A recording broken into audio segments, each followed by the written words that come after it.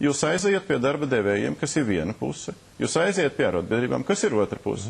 Un ja jūs esat atklāti, jūs atlikungs atzīsiet, ka pirms raidījuma, 15 minūtes pirms raidījuma, jūs man pateicāt, ka arotbiedrības patiesībā jums riebjās personiski.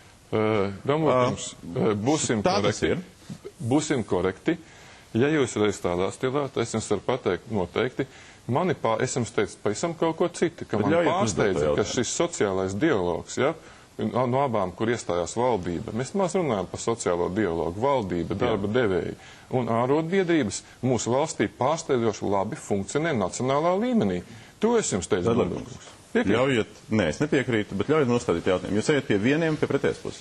Jūs ejat pie baznīcām, kuras ir kategoriski konservatīvajās pozīcijās pret Praidu, piemēram, un jūs deklarējat lielas brīvības, runājot par to, kā cilvēki var izpausties un daudz lietas darīt, pret ko baznīca iebilst. Jūs neesat pa šo nedēļu patiesībā šādās pretrunās definējis, kas tad ir jūsu vai nu vidusceļš, vai nu pozīcija. Jūs sakat, jūs iepazīsties, kas notiek Latvijā.